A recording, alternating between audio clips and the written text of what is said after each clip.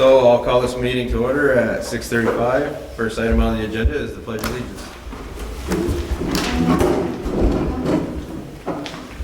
I pledge allegiance to the flag of the United States of America and to the republic for which it stands, one nation, under God, indivisible, with liberty and justice for all.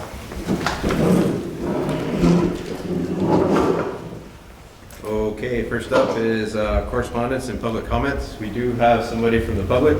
Do you have a comment or? Not yet. Not yet? Okay. We do have a correspondence that was sent to the board. I'm looking for it right now.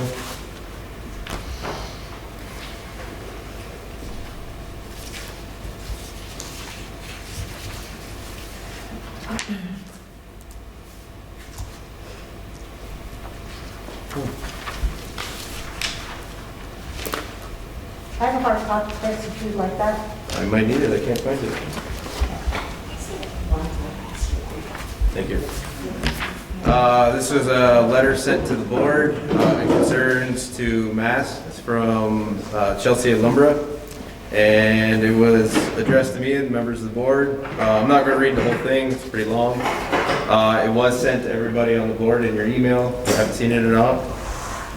Basically, she's requesting that in light of their mandatory mask being recommended from the CDC, she would like us to rule that it's optional per family and students. This will come up later in the agenda, but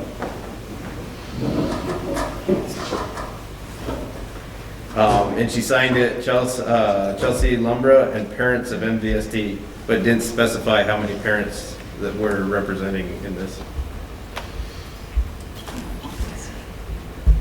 Okay, and then Julie. Yes, so, sorry, I'm getting a text. Robert, could you check, because Kosha and Tanya can't get into the meeting. Sorry.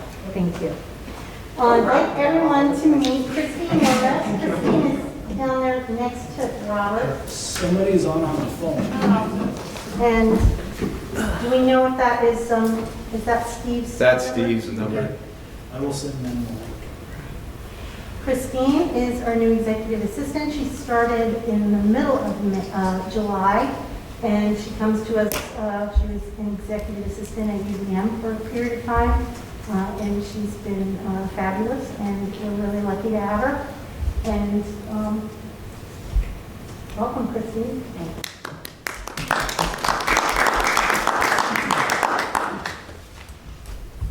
Okay, next up is agenda review. I don't have any amendments. Julie? No, I do not. Perfect. So moving on to approval of meeting minutes from July 15th. I'd accept the motion to accept meeting minutes. So we'll. Peter's the first. Second. Devin's the second. Any discussion?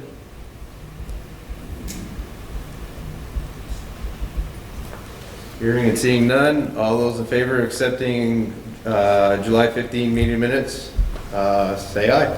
Aye. Opposed? Abstentions? Motion carries, I believe, 8-0. Steve, can you hear us on the phone? Okay, at this time it's past 8-0. Okay, moving on to administrative reports. First up is the MVU administration. Hopefully everybody received a copy of the MVU administrative report.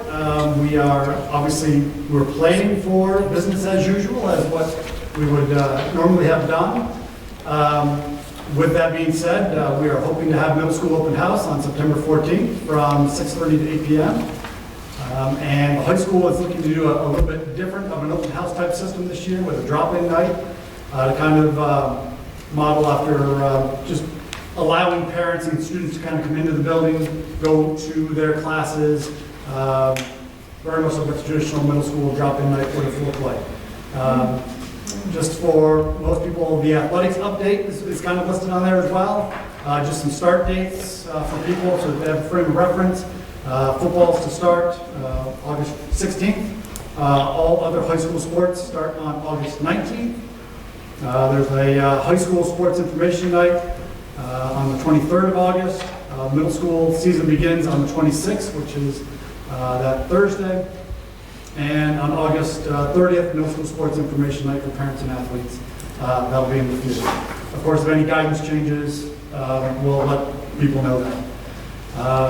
It is not too late. If people want to sign up for sports, still participate, they can just go to mvsathletics.org and sign up from there.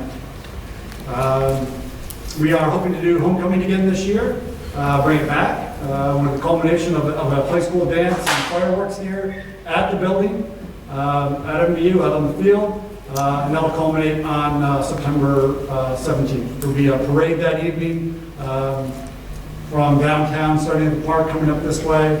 John Lumsden has been working with some student leaders on that. Again, we are hoping to have Powder Puff again this year. Of course, we did not have it last year. That is the annual football game against BFA. Right now, we are able to do it. The date is October 2nd, 7 p.m. And those two fundraisers, it goes to benefit Camp Tecumseh and the Jim Bashaw Fund, Northwestern Medical.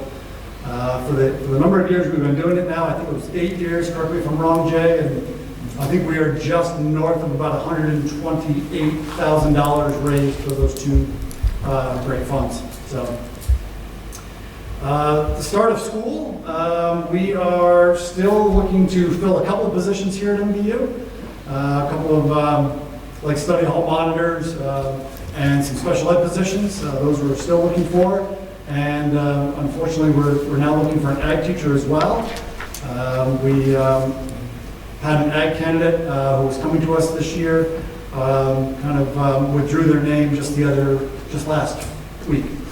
So we're kind of scrambling to make that happen. And then below that are some highlights for our practices this upcoming year. Drop-offs in the morning. We are still looking to use the access road that you guys had approved to make the improvements on last year, coming from the frontage road. That really worked well last year, kind of eliminated a lot of congestion out in front of the building. So we are looking to still have the buses drop off students over by the library, just like they did last year. The front of the building would be for parents, dropping off their students, and then anybody who's driving would come in down by the gym. So again, that just kind of reduces the amount of congestion coming into the building and seemed to make the drop-off last year run a whole lot smoother.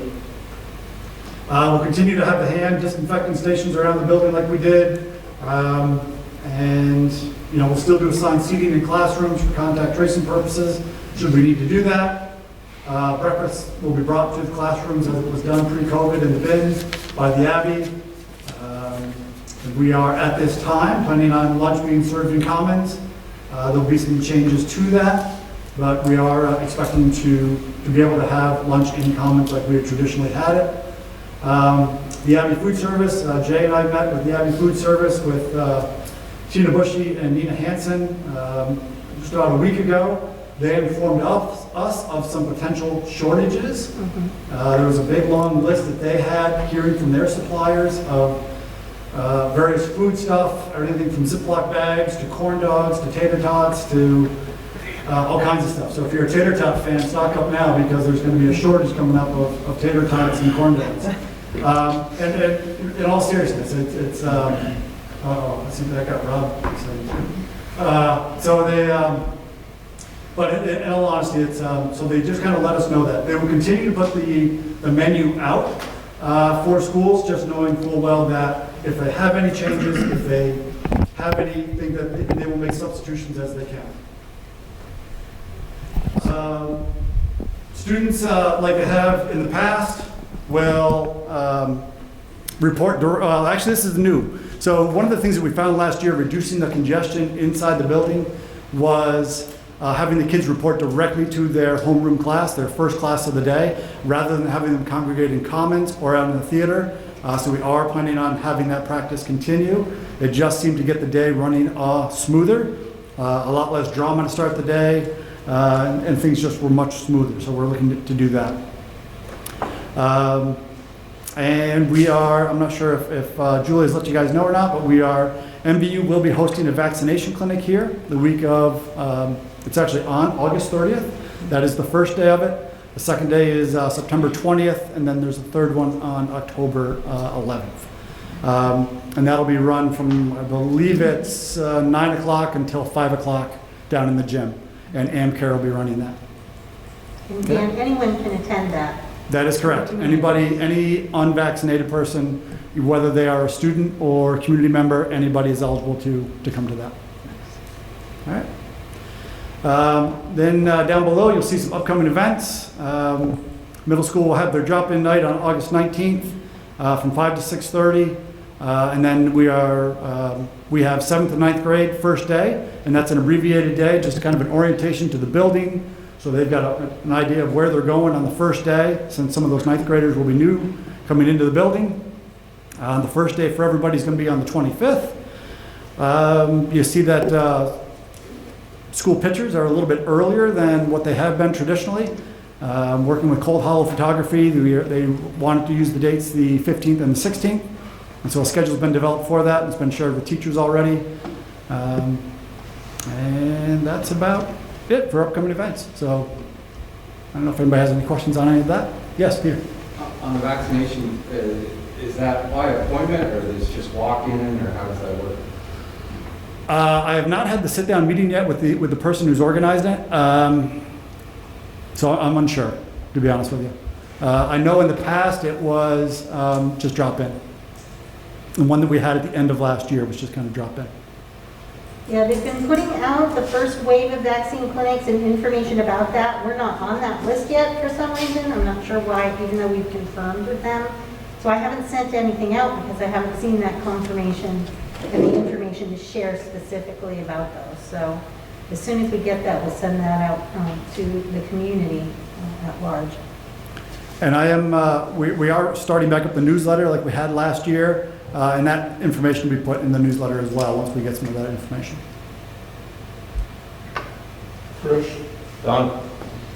Dan, I want to thank you for speaking up. Even before the microphone, I could hear every word. And I told Julie tonight, but I've had the problem before. The acoustics in here really are bad for me, no matter where I sit, unless I'm sitting next to the person. My wife says it's my hearing loss, but the library and other places work better. I understand why we're here. But I want to thank you for that. But I have two questions.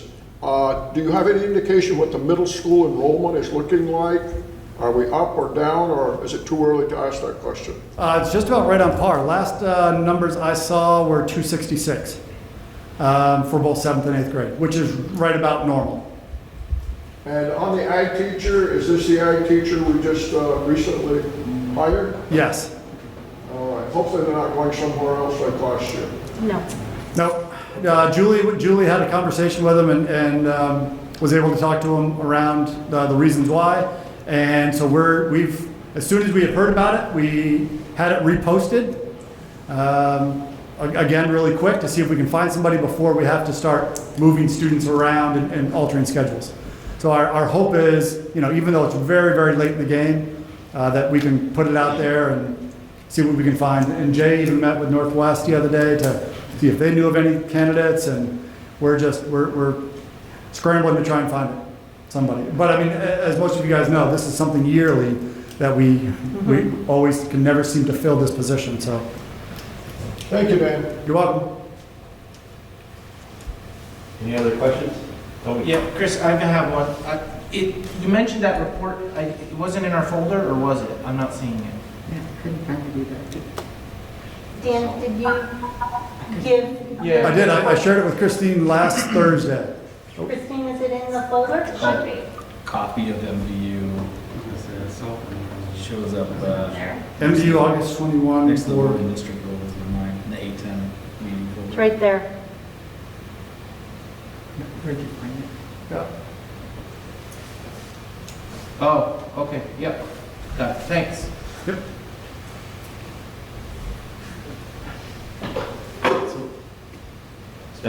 Dan, the road that we've got out to frontage road, it sounds like, I know we put it in for COVID reasons originally, but it sounds like it has some benefits that maybe we hadn't anticipated. Are you hoping that becomes a permanent road and the normal flow?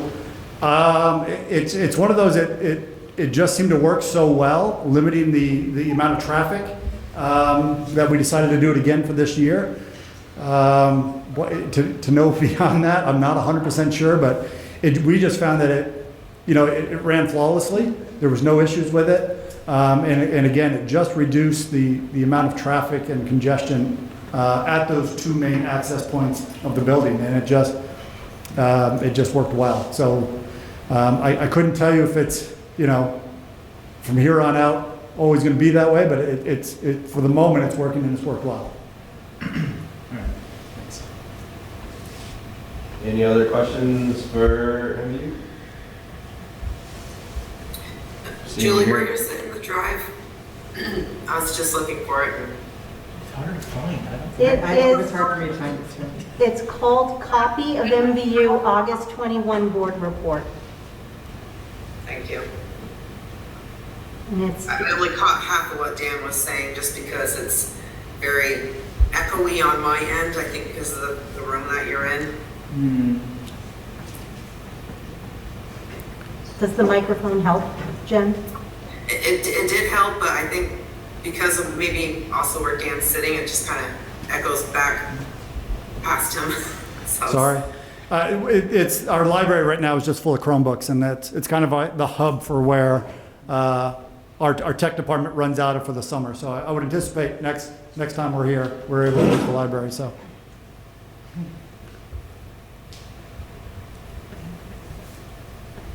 Okay, any more questions for review? Okay, we can move on to superintendent newsletter.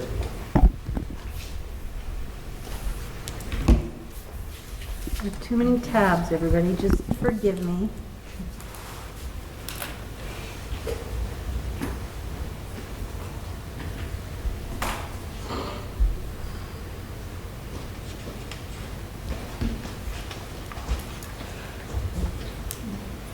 That's not it.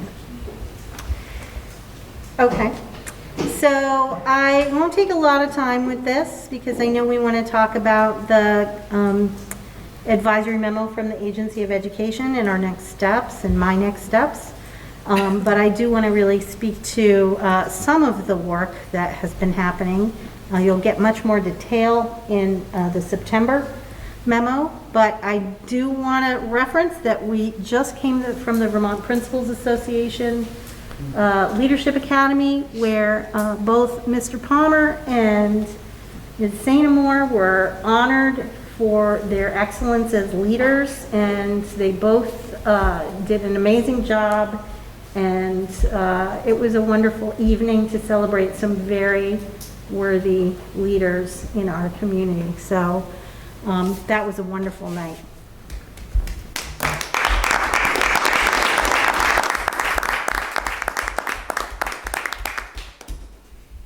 And Dan would love to give his speech all over again. Absolutely. I'm ready to do it up here.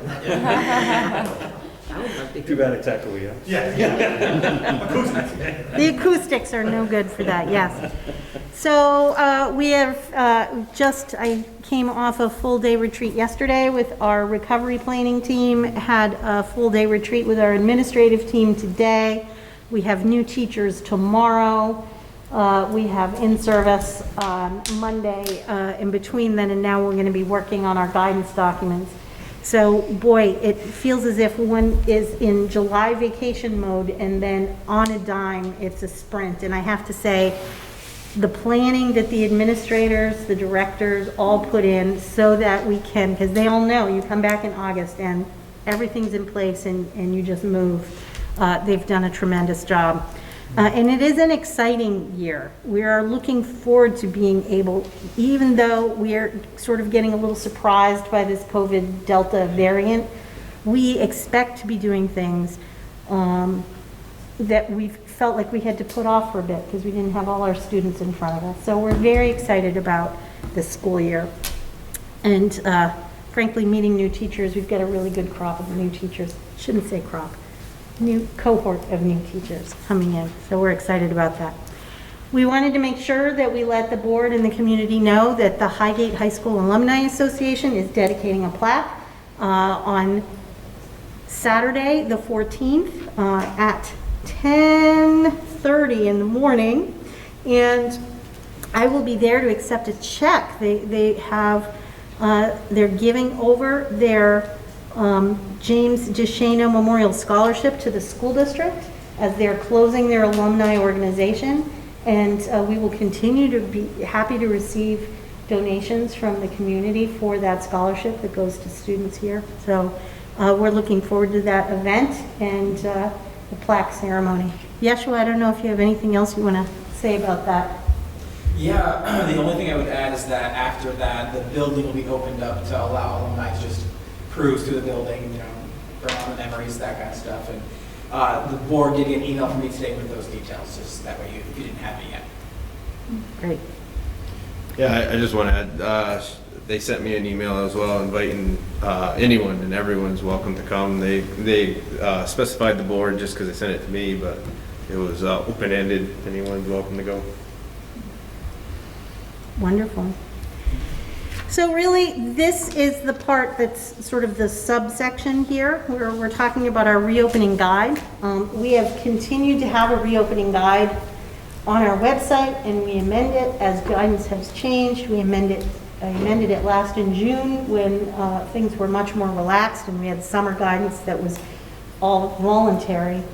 And now we are getting, instead of regulatory guidance from the Agency of Ed, because there is no emergency order and we do not expect there to be an emergency order, we are getting advisory memos. And we are asking superintendents across Vermont, school boards, to ensure that we are delegated with the authority to make the operational decisions that we're supposed to make under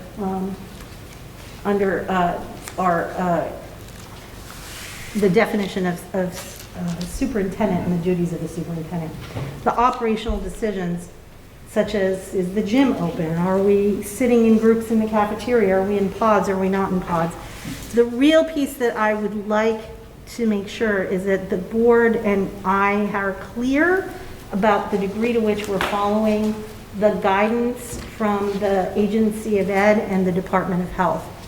We don't really have any choice about things like quarantine and things like that. The Department of Health tells you that and you just do it.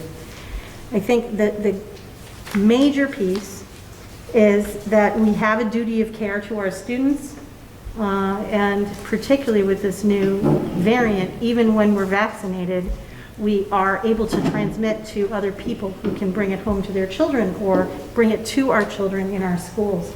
So it's really shifted our thinking about everything we've heard about vaccines and their impact on transmission.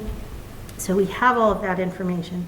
It is challenging that boards are making these decisions and superintendents are developing the procedures in each school district separately. I do know, I was just on a conversation with regional superintendents. We're all looking to follow the recommendations or exceeding them in terms of masking. So I'd like to just talk through the 3 areas in which we're getting an advisory memo, and then have a little dialogue about that, and then I would like to leave this meeting with that authorization from you, depending on where this discussion goes. Does that make sense? Okay. So I think the best way to do this, forgive me, I have too many documents open.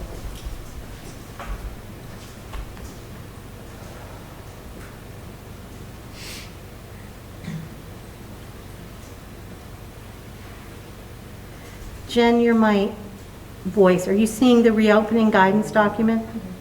Yes, I am. Okay.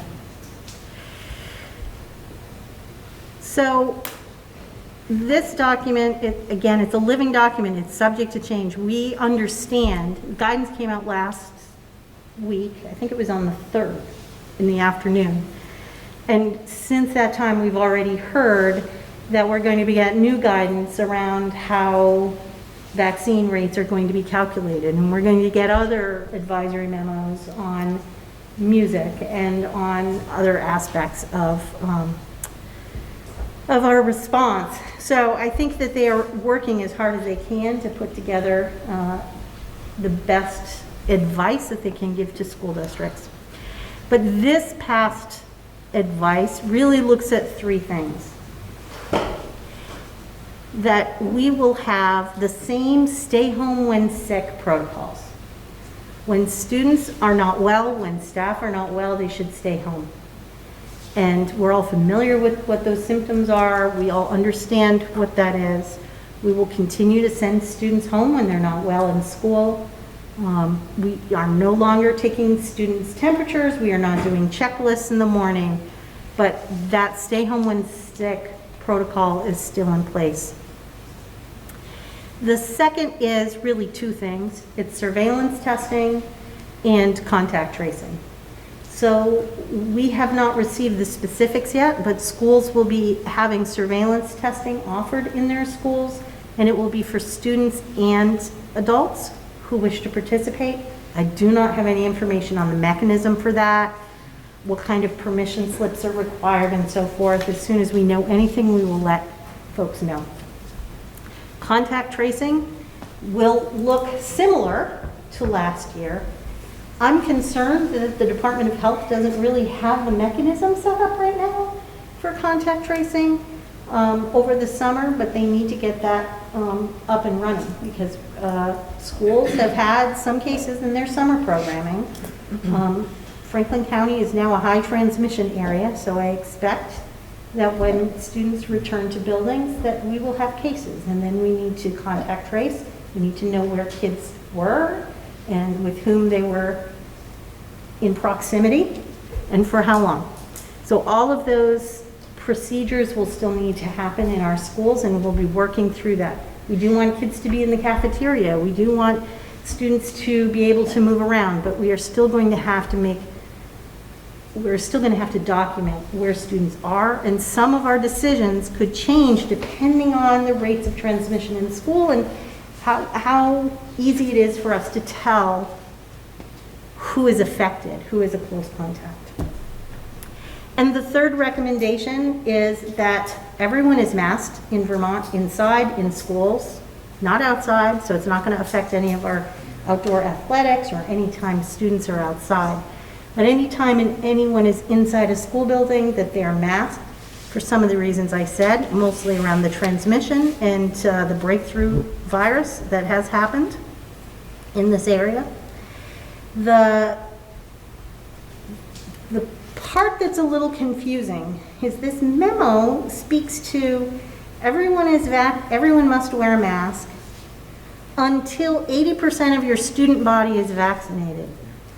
We don't yet have, nor does the agency or Department of Health have, clarity around how they're going to do that. So in some of my conversations, we're going to get more guidance. I feel as if our phrase last year of more guidance is coming, it's unfortunate that we're using that phrasing again, but we expect more guidance next week around that process and what it will look like. The Vermont chapter of the American Academy of Pediatrics is a little concerned about that because we know it's in place to encourage vaccinations of our students, and that's important from the Department of Health's perspective. Yet, it's difficult to tie mask wearing to that, and it will result in different dispositions for different students, different schools, excuse me. So we're working through that. Most of the superintendents with whom I've been speaking this week and last week are considering language in their procedures that is that everyone will be masked until further notification. That notification could be, we are told by the Department of Health that 80% of the students in Swanton Elementary School have been vaccinated, and then at that time, according to this advisory memo, all individuals in that building could remove their mask regardless of vaccine status. So they are still sort of working through some of those pieces. I believe, my colleagues believe, that in an abundance of caution at this point, and with our duty of care, we really need to start the school year off with students masked. That is the minimum recommendation that they have. And so that's where we're at right now. I don't know if there's any questions there about those pieces before we move forward. Terry?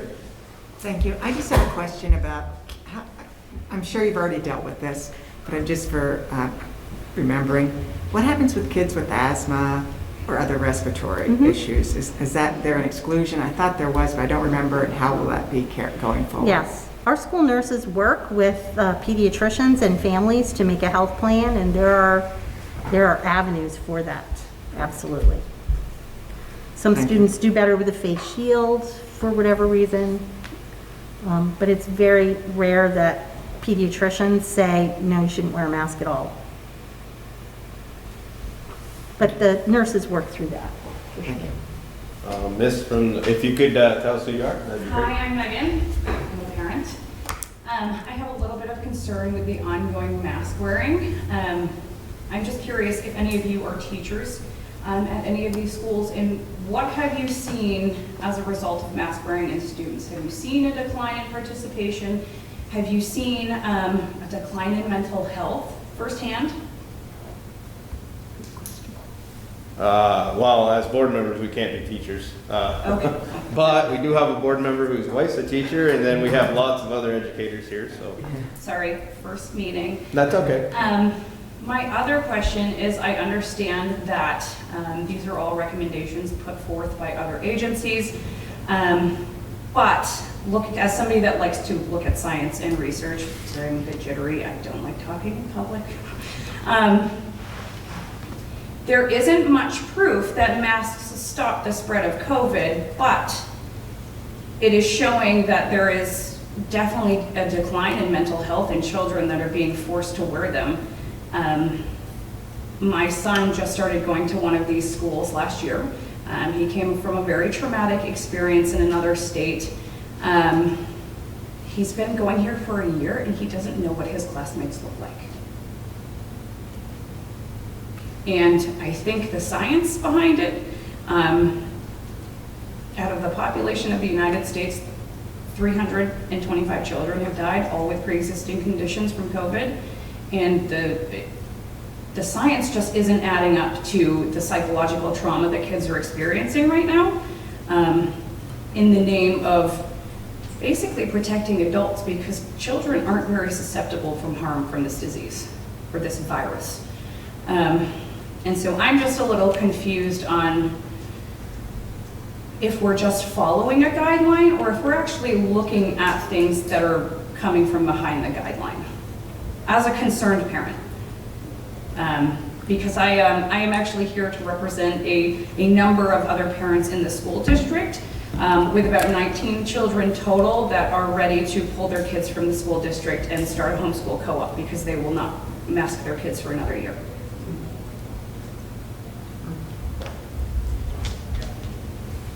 Thank you.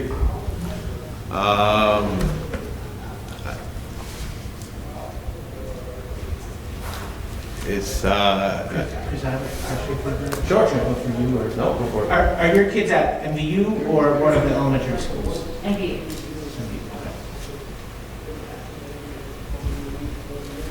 Julie. So one of the things I want to say in terms of the board's next action that will partly, I think, respond to you, without going into a dialogue. Julia, we really can't hear you over here. Your voice is going that way. I'm sorry. So I don't know. I've got the mic. But I don't know if this lady can hear you because it's not easy to hear you here. So the Agency of Ed and the Department of Health work with the CDC and a team of epidemiologists in order to make their recommendations for Vermont students. That is not the business of educators or even, I would say, school board members. You know, that we're not experts in that field, and so we really do rely upon the guidance of those medical experts and scientists and the decisions that they make. We give a lot of input to them as educators about the degree to which their guidance makes sense in the context of the school, but not around the science portion of that. what I would like to come out of this portion of the meeting is authorization from the board to follow the Agency of Ed and the Department of Health's advisory memos, as they will be forthcoming and changing on a regular basis.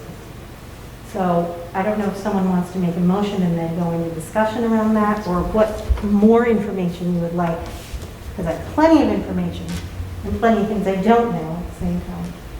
Chris, can I ask? Terry? Yeah, I have a question just in terms of, it's Megan, is that? Megan, thank you.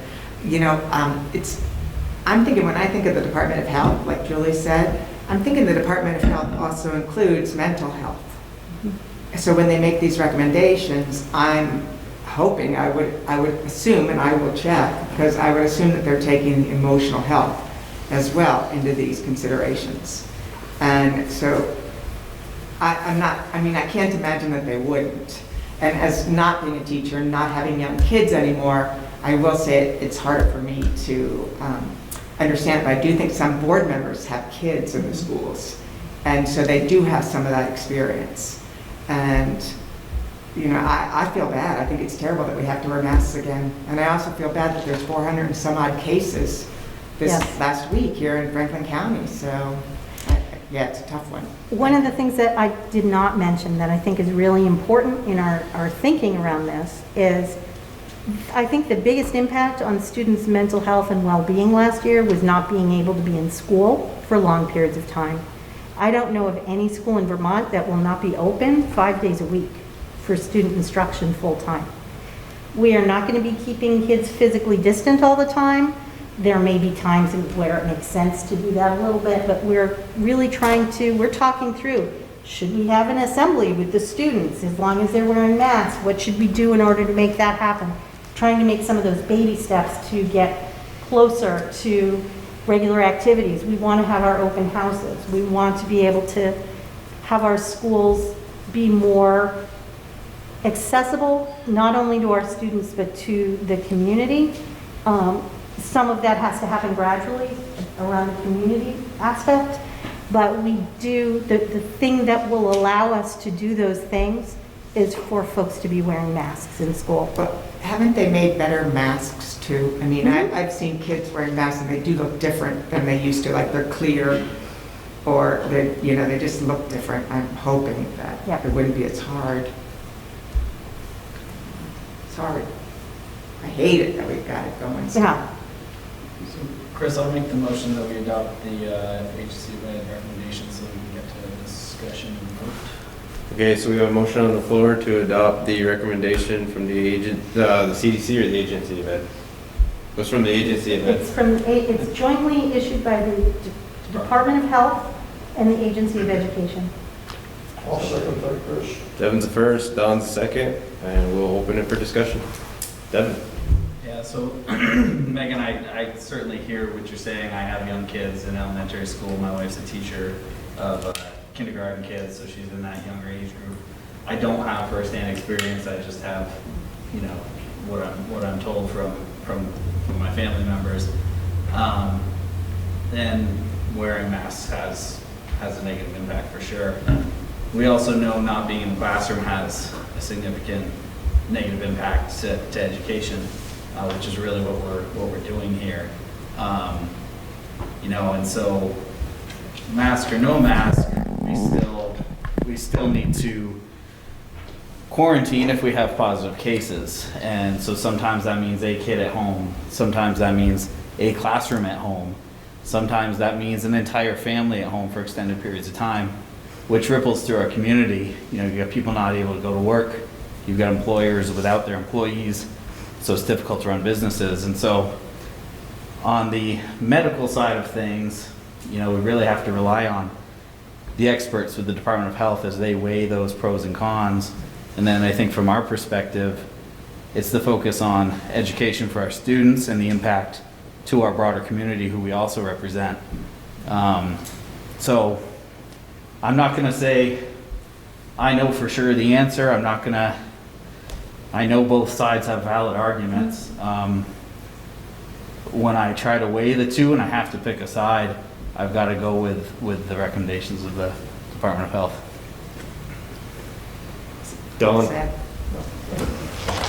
Per usual, Devin says it very well. Yeah. And I think that, you know, as a school board member, there's a certain responsibility we have.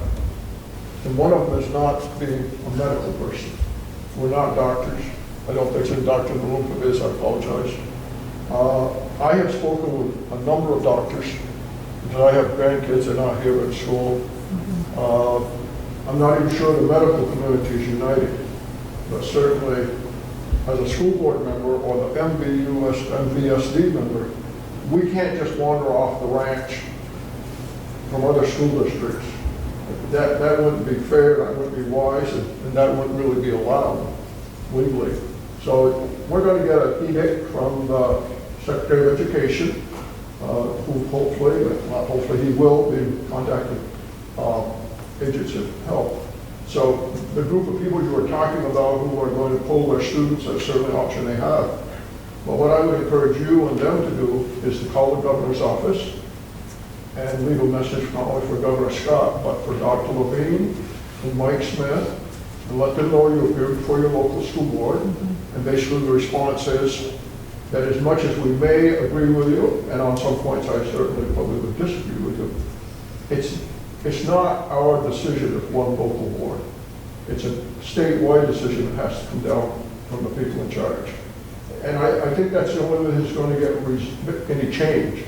Because you're here tonight, somebody else, a friend of yours could be at Maple Run, somebody else could be at Milton or Enosburg, and I just don't see it working that way, not at all. So I think if you have a chance of being effective, you need to go to the people who are telling school boards, these are the rules. And when you get success, well, they get success. But you know, each board member here still has their own beliefs, but as a board member, it's been around a little while. It's not our responsibility or our right to make a decision that's different from what the lead agencies are telling.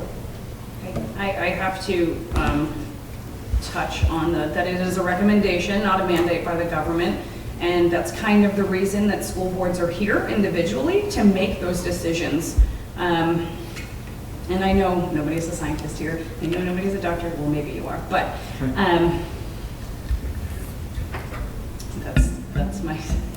that's what I got. And certainly hear that. Hear a lot. Any other questions or comments regarding this motion? I would just like to say, regardless of what the vote is here, Megan, you did have impact by coming, and we do appreciate it when the community shows up like this. And even you said you were nervous, it didn't seem that way at all. You were very articulate. So thank you. So I have some comments I'll share. I do think I've been reached out to, multiple people have reached out to me, and they're no masks at MVU, no masks at MVU. So I do think that that should be shared. I think all of us have probably heard that. So for me, I've been thinking about it a lot the last few days. For me, the grade school is a no-brainer. Like they can't even get vaccinated yet. So to me, that's a very easy decision. I think yes, pre-K through 6. And the way our buildings are structured is in favor of that too. I think it makes that easier for us. And so then I started thinking about, well, what about neighboring schools?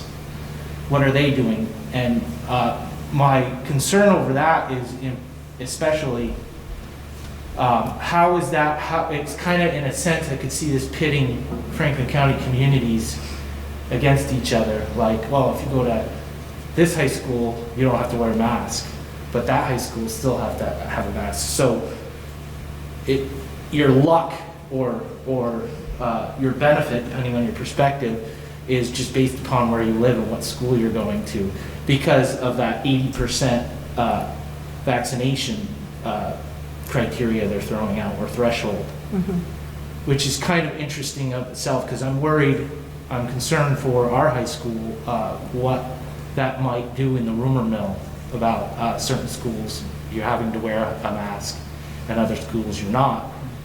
So that weighs heavily on me, because I think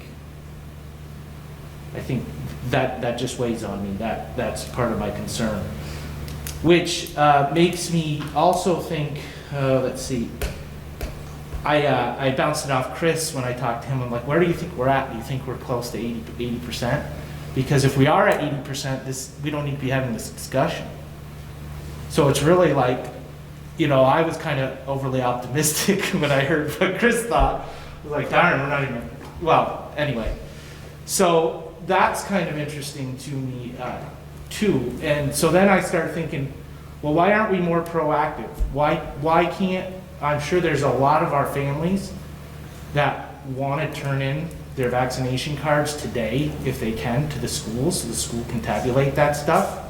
I know there might be HIPAA concerns with that, but I don't know of any HIPAA concern to a school nurse if we're voluntarily giving that information to the school. So we've got 3 weeks here, 2 weeks. And if we're just gonna let the clock click, I think we should be on this like yesterday. If there's families willing to turn in their cards tomorrow or mail them in, copies of them, why aren't we trying to do that to see if we're close to that 80%? Because then this conversation we're already there, who knows? Well, the Department of Health has access to that information, and they are unsure. We won't know until next week, if indeed we do know next week. Yeah, so Whether how they're going to have us give that information. Because there are rumors going around about how, well, this school's close to 80%. Right. All of that is rough tallies, Right. and not necessarily an accurate count from the Department of Health. All school districts, not everybody's gone to their board yet. People are having their meetings at different times, but many of them have already had conversations with their board chairs and so forth. Everyone in our region is starting with masks. Everyone in this whole Champlain Valley region is starting with masks. Some of them intend to keep them for the foreseeable future. So And the 80% was, I'm sorry, I just wanted to Yeah. finish the point.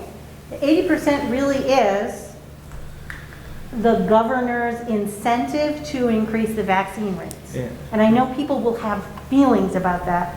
And that's kind of what's challenging about them tying an incentive there to how long students wear masks in our schools. And that kind of gets at that difference.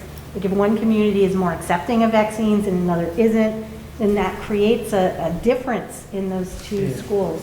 the thing is, as a community, we're already at 80%. As a statewide community, in our statewide educational system, but now we're zeroing in and we're honing in on the outliers, which I mean, that is kind of It's challenging. challenging but bothersome to me, because we're at the 80%. So then what I'm hearing from a lot of people too is, well, why not just make it a choice for, if you're if you're unvaccinated, you got to wear a mask. If you're vaccinated, you don't. And I have a hard time fighting that argument, or finding how that's not a rational argument. I mean, I know deferring to the experts, but that's a hard argument to knock, because there's people that are done what the community, the leaders are saying. So, go ahead, or Chris. The argument's not hard to dispute because that is blatant segregation. That is putting a target on kids that are not vaccinated to be bullied, to be threatened by people that are vaccinated. That's a major health risk in crossing a big line to ask unvaccinated children to wear a mask when that is literally putting a mask on their face and saying, "Hi, I'm not vaccinated." That's dangerous. Don, No, did somebody, okay, go over there first. Peter. All right, I mean, I agree with what everybody's been saying. I hate these masks. I wish we didn't have to wear them. And I can't wait till we get away from it. But what I'd like to we'd like to get to the heart of this motion. So if the motion isn't for MVU, this motion is for the district, right? So, and we already know we're not gonna get 80% at the elementary schools because most of them can't get vaccinated at this point. Right. So when we vote for this, we can't just think of MVU, we've got to, in the 80%, we've got to think of the whole district, or we've got to change the motion. So if we vote this motion down, which this motion is giving Julie, superintendent, the authority to follow the Vermont Health guidelines. If we vote that down, then there has to be another motion because we have to come up with something. So and if we make another motion, we're going to be giving direction on whether we're wearing masks, not wearing masks, who's wearing masks, and it's going to be coming from us. So we have to ask ourselves, are we comfortable being in that situation, going against the guidelines of the health department when none of us are, at least I'm going to certainly speak for myself, I'm not in a position where I feel that I could be an authority on that. So I myself would not be comfortable if like we're the only district in the county that decides to go that way and we have an outbreak or something goes haywire. What responsibility does that put on us? Where, you know, so I'm just trying to get to the heart of this motion and make sure everybody understands what it means to pass it and what it means to not pass it. Thank you. Yeah, good. Don? Yes, I'm going to pass on it because mine is a question for the lady president, but I want to stay with Peter. We need to stay focused on this. Any other comments, questions, or discussion regarding this motion? So are we ready to vote? Chris, I have a question. Sorry, Absolutely. I forgot you can't see my hand. No, I can't see it at the moment, sorry. Okay. Julie, and it's just a couple of questions for knowledge, and then I just wanted to put a little input in there. In my experience, when people have been asking me throughout the summer, do we know yet if the kids are gonna have to wear masks? And of course, we don't know yet, but the consensus I've gotten is that families would rather see their children back in school full time because that was more mentally hard for them as opposed to having to wear a mask. So I just wanted to put that little input, what I've been told from several parents. My question is, the 80%, a couple questions actually, the 80%, are they judging that on just one shot or having both shots? The definition, according to, we got clarification from Dan French last Thursday. They're describing that metric as 2 shots if they're getting a 2-shot vaccine, not the 2 weeks afterwards. So they're, to be fully vaccinated when you had 2 shots, you had 2 shots and then 2 weeks before you were fully covered by that vaccine. There's no wait time there, so that 80% would be calculated when everyone has had 2 shots in an eligible age range, right? So in this building, it would be students 12 and up. And my other part of my question on that is, once the district sees the 80%, nobody would have to wear a mask, correct? That's correct. So According to this guidance, yes. So no kids will be singled out if they are not vaccinated? Correct. Okay, that was just one of my concerns, and, But that just applies to the high school, correct? Or No, the well- entire district? They expect that the vaccine will be available for younger children this fall, later in the fall. So, their hope, I think it's optimistic timeline, but their hope is that if 80% of young children's families went out and got them vaccinated, that they could be at the 80% by January and kids would not have to wear masks after that. I think that's optimistic, knowing families with young children. I don't know whether in our region we would reach that number very quickly. Our students did really well with masking last year, and we expect that they will continue to do that, and we will give them other things that they're able to do that will make it more fun for them. But yeah, I echo Peter, nobody likes it. We were hoping that that was not going to be the case at all. But our duty of care to students who are vulnerable is a strong one. And the difference with this and the CDC guidance for schools right now is very strong, that students should be wearing masks in school, and that everyone should be wearing masks in school, particularly in high transmission areas, which we've just been identified as a high transmission area in Franklin County. So it's a challenge, this new variant. It's making things even more complicated than before. One thing I do want to point out to the keeping school open portion, because we don't have a state of emergency anymore, and I'm struggling with where to look, everyone, because I'm trying to speak in the microphone. We no longer can have remote instruction where kids are just logging on for a little bit and we call it a school day. If students get ill or have to quarantine, they're out of school. And hopefully we'll be able to give them some activities to do online and books to read and things like that, but they'll have to be making up work just like they were sick with the flu for a couple of weeks or 7 days. So, the masking will help mitigate that so that we're having fewer kids miss instruction.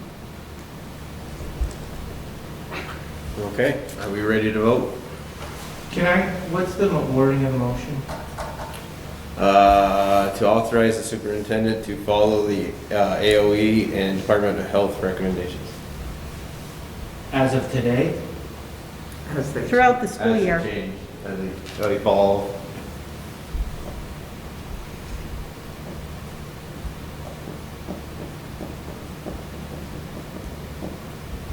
As they exist today and as they are revised. Is that what you're thinking, Toby? Because it could change tomorrow. Well, I don't know, I mean, I just think that it's already has the potential to leave some communities behind or ahead, depending on your perspective. So I don't know if I'm going to be 100% behind everything the DOE and Health Department comes out with in the next year. Or at least warrant another discussion by us all as far as community feedback. I think we're going to get a bunch of feedback already when we go back to school and people are in masks if we go in favor of this. So, I mean, everything's a moving target, so I'm hesitant to, all through this, we've never really had benchmarks. And the latest benchmark was 80% and we're there, and it's now moved, it's singling out schools. I'm not saying that's right or wrong, I'm just saying that as a state, we're at the benchmark that was set, and now another benchmark has been set.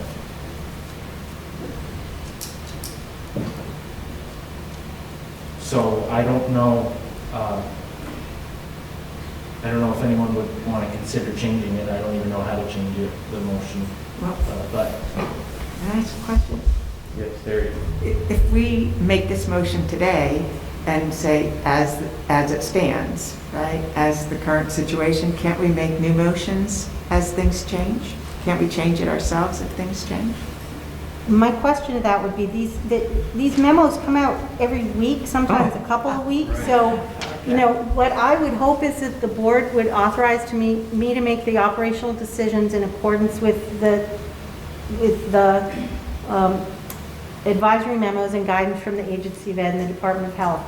However, if there's a concern, it's not as if we're not going to be reporting and sharing this document goes on our website and will be shared with you regularly, the updates. If there is some new thing that comes out and we're all shaking our head about it, I would expect it to be an agenda item on the board where you discuss, I don't know how I feel about this one. We've been on board, but now they're saying this thing, and we have a discussion such as this, and the board can say, in general, we're in support of this, but this new thing, boy, we're not, or I just want to make sure that the board is not putting itself in the place of creating the recommendations on everything. Because it does, I mean, that's why superintendents are. Yeah, I apologize, I never even thought in terms of No, it week. happens, you know, sometimes we pull out our hair. Yeah, I never. I have one idea, Toby, if this makes you feel a little better. Can we adjust the motion to say authorize the superintendent to follow the AOE and Department of Health recommendations with regular feedback to the board? Just saying, basically saying right in our motion that we want to hear about it all the time. I mean, I know you're going to anyway, but we put it in the motion, at least we Yeah. know we're in the loop. I mean, Julie could be doing this without involving us, right? Anyway? So it's become political because she's involving us. I mean, we're representing the community. So, I mean, she can do this without us. I can, but it's less clear. You know, last year it was regulation. All of that guidance had the force of regulation because of the executive order. And yes, I mean, it's operational, but it's also, it's very clear. We asked the question, even Dan French said, I understand the difficult position it puts you as superintendents in and boards in because it's kicking the can down. I'm mixing my metaphors here, Toby. Yeah. But they're acknowledging that they're putting boards and superintendents in an awkward position, but they don't believe they have, and I don't necessarily agree with this, but they don't believe they have the regulatory authority to put in a decision statewide. I believe they do. There's an agency of education. They can tell schools what to do. Yeah. So, but this is the decision they made. So it is, yes, I could. Most boards sort of just said, well, you got to do what you got to do. But because of the fact that this is not an easy decision, that people have a lot of strong feelings about it, that people are getting we're all getting phone calls and emails, this is something that the board really should weigh in. Are we following this or are we doing something different? And just at that level. But I do agree, and I want to reassure you that if that's the case, if they're not giving us regulation, we need to be in a position of saying, we're requiring you to stay home when you're sick. We're requiring these things as a district. And to do that, I really think that the board needs to just really confirm the authorization for me to carry that out. And I understand it's not an easy motion. Don? I feel very certain that this conversation we'll have here tonight is probably going to happen in 50 other school districts during the month of August. And so if something comes out that offends Don Collins or Toby or anybody in the room on the board, it's going to be happening somewhere else and there's going to be tremendous pushback. So I have faith and trust that Julie as our superintendent, if something comes down and she hears from 5 or 15 or 25 other superintendents, we aren't going to have to worry because we will have a special meeting and we will be talking about this whole topic again. So I'm comfortable with motion, I'm comfortable with what Chris said, but I don't want us to sit here and think that we're in one little island. This is how, I've talked to at least people in 5 different districts where I've done some consulting in the last few years about this because when I got what Julie wrote, I'm going, oh boy, this is going to be a beauty. Not against you, but I mean the whole idea. So I guess we go with what we feel comfortable with, some of the things that Peter said. But if there's something that upsets us, you better believe we're not going to be the only people. And there'll be tremendous pushback from the School Board Association. We're having a meeting tomorrow night on this, and the superintendents. Somebody said, and maybe it been Devin, more people I've talked with have been concerned about the emotional impact of their children not coming to school full-time, or last year when we had even the split days. So on an issue like this, I think we're talking about students' health and good of students. To get them back here even if the mask is an issue, to get them back in this building or the other buildings as many days a week as we can is one of the most important things that we can do for the children in our district. That's my opinion. Peter? Mr. Hartman or any of the educators, one thing we've talked about is we don't need masks outside, correct? Will we try to do any more activities outside to give students the ability to not wear their masks and have functions where maybe not every day, but maybe plan a few things where, to give them that ability? My guess is it would be a great fall to be a phys ed teacher. Probably, I think based upon past experience, Peter, and certainly what we saw last spring, is classes got outside as long as the weather was good, as often as they could. And I suspect that that will continue as we get into the fall of this year. You know, the other thing that I'm really excited about is, unlike last year, when we had students in the building 2 days a week, and many of you have alluded to this already, we're going to have them back 5 days a week. And I think that's going to be critically important to breaking down some of those feelings of anxiety and separation that we did see a lot of last year. And I think having the students back 5 days a week is going to be a real positive step forward for us, even if we are going to be wearing these things. And we don't know how long that's going to take place. I mean, as the Department of Health and the Agency of Education come out with these recommendations and these guidelines on a weekly basis, they could all change. And if we get to 80% vaccination rate, game over. And we go back to the way that life used to be as we know it. But for me personally, and I think speaking for Dan and for Jen as well, we're going to be excited just to have everybody back 5 days a week.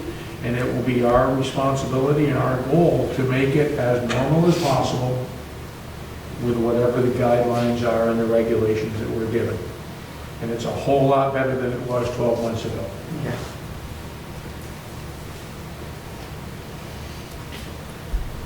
Okay, once again, are we ready to vote? Yes. Actually, I was going to ask Joanne, that's the only person we haven't heard from, so. No, I'm good. I'm taking it in. Okay.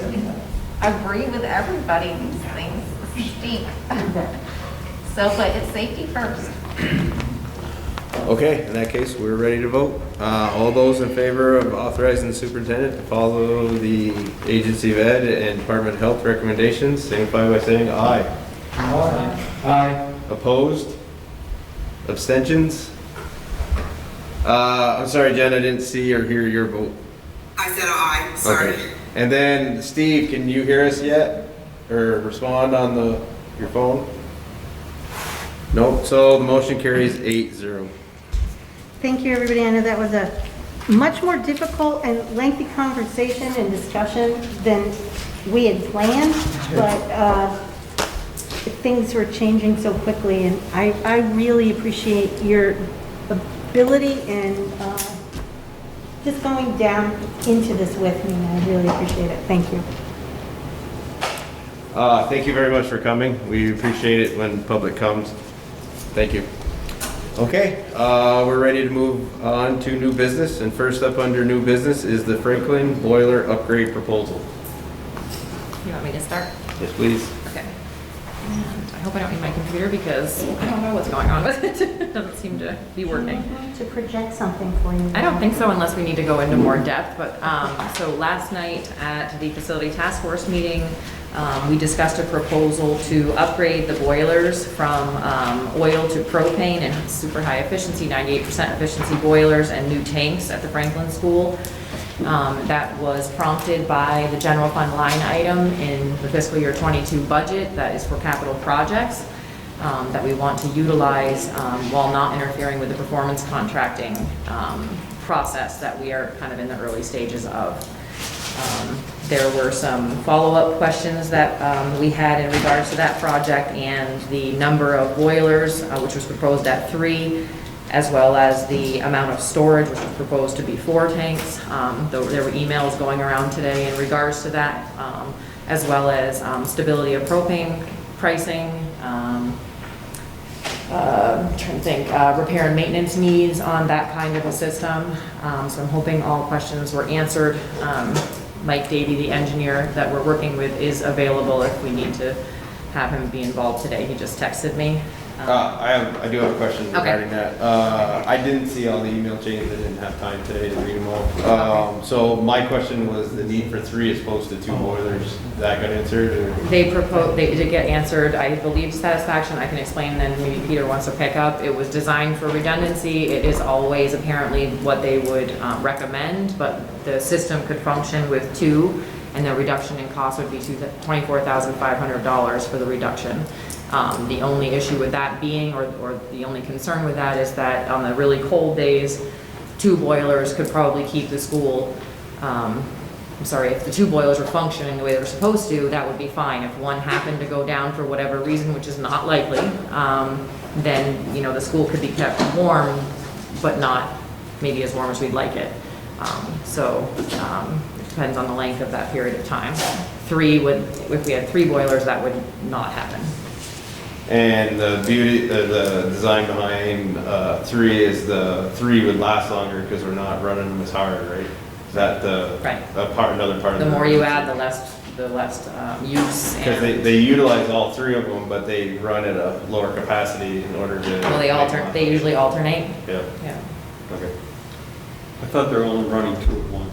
They could run 2 at once. They'd be running 1, 2, or potentially they could alternate which 2 or 1 they're running, and so you're not, the life expectancy of all 3 or all 2 even should increase, that amount.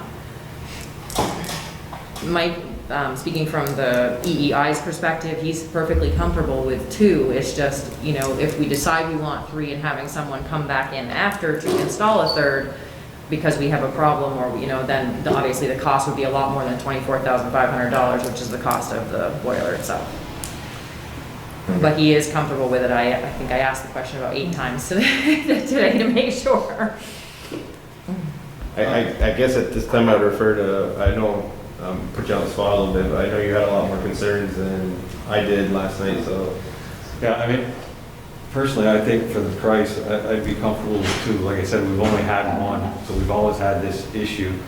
He said they're very reliable. It doesn't sound, and even if 1 goes down, we can keep the building warm enough. Whether it's as comfortable as we want, but I just think it's a lot of extra security for that, additional $24,500 that I think we could save. Question I have for Laura is the tanks. I think that was $5,500 for a tank. 3 would satisfy us. 4 would give us more capacity. So my question is, do you feel that we would get more bargaining power, and would that bargaining power be enough to make up for that $5,500 for the new tank?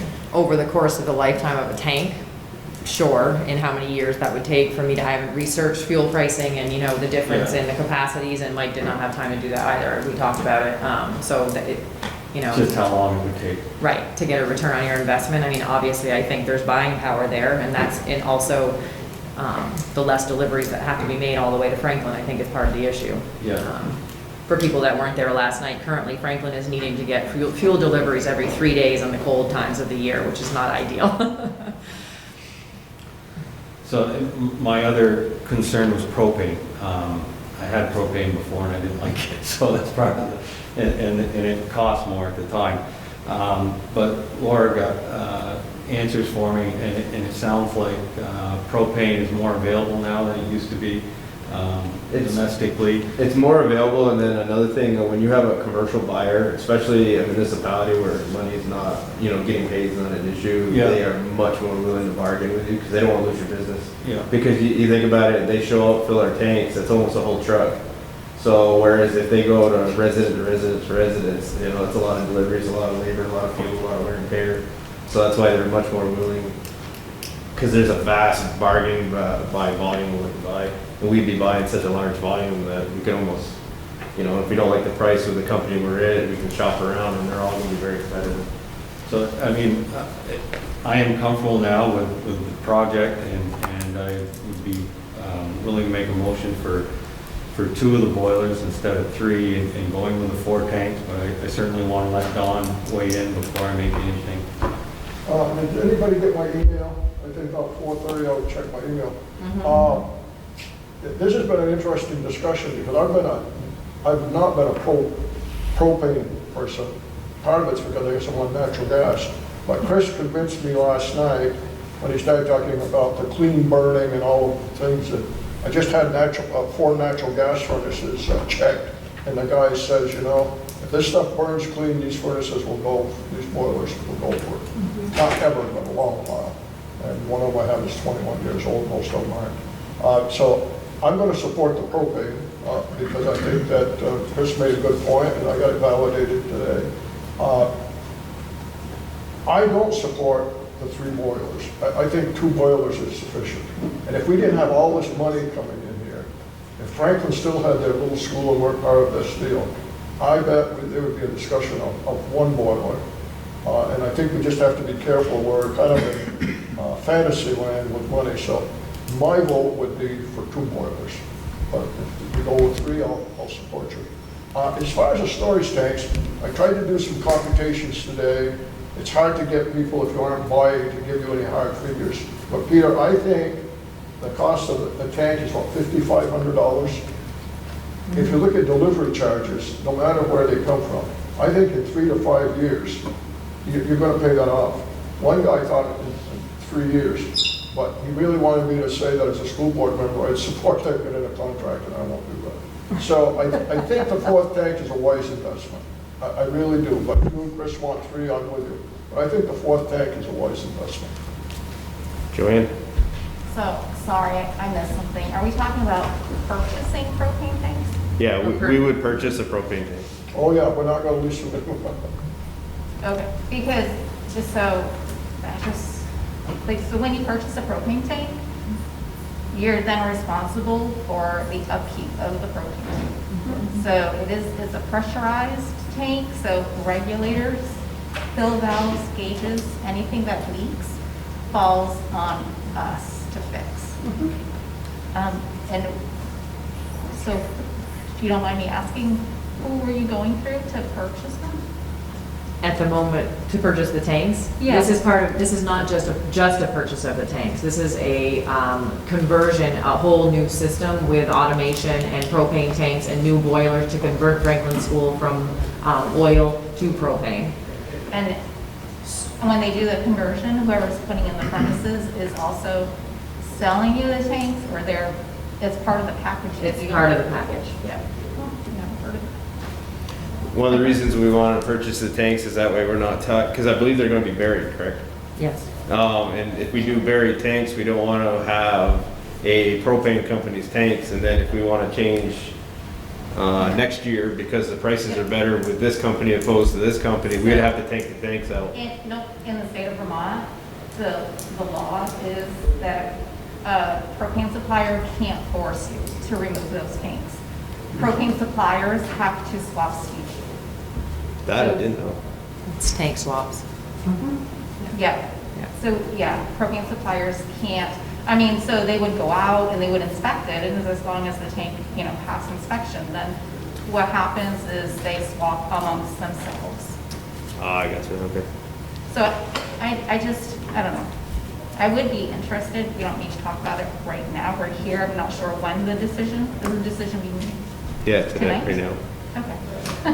One of the things that will happen once you get your propane in, I bet, the propane tanks, somebody's going to sell you a plan so that any valves or anything that go, they will repair. Not free, but you'll buy a service plan with it. You don't have to. And I know that happens on the other gas systems. And Mike, I still think owning them is a wise move. I agree with you, but in the proposal, I just did want to remind you that he did give an option to not purchase the tanks as part of this package. But I think this is typically how the system is installed. So, Peter, you want to make the motion? I have one, I'm a little hesitant on the 2 as opposed to 3. I'm actually leaning more to the 3, and my reasoning is I like redundancies. I do like safety nets, stuff like that. But the other part I'm looking at is another part of the EEI proposals is they're talking about adding square footage to Franklin building and stuff like that, and that puts more strain on boilers because more square footage and more heating. So it was all that to take into account when they spec the boilers, that we could have a larger building, or? I mean, he's aware of those conversations. Did the amount of, sorry, the flies are bad in here. The amount of space that Franklin is considering, if and when that ever happens, is not as significant as it is in Highgate or some of the other schools that we're talking about. He did not, he's aware of it, and he did not mention that 2 would be an issue. But I didn't ask that question. Okay. Now, I like, if Don and Peter feel strong about 2, I'm willing to go with 2. I think 2 is still better than 1 like we have now, so. One worries me right now. That's 30 years old.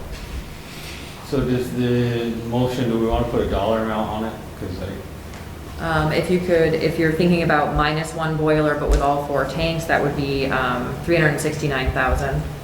That's without any contingency. That's based on the quote that we have. So I'll make that motion for the dollar amount that Laura just proposed with the 2 boilers and 4 tanks for storage. Second. Don's a second. Any further discussion? 4 tanks, I thought we were talking 2. No, boilers, we're talking 2 or 3, tanks was either 3 or 4. Fuel tanks. So we're going with 4. Yeah, that's what the motion is, yeah. Okay. I'm deferring to you all, I just got confused there because we're... The original proposal was 3 boilers and 4 storage tanks for fuel. I think the motion is for 2 boilers and 4 storage tanks for fuel. So just reducing 1 boiler. Any discussion from?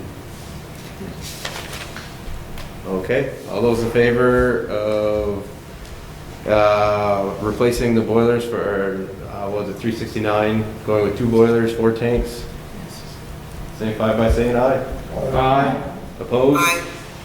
Abstentions?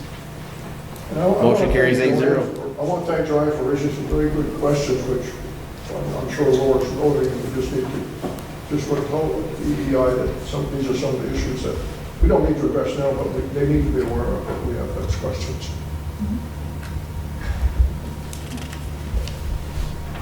Not comment on your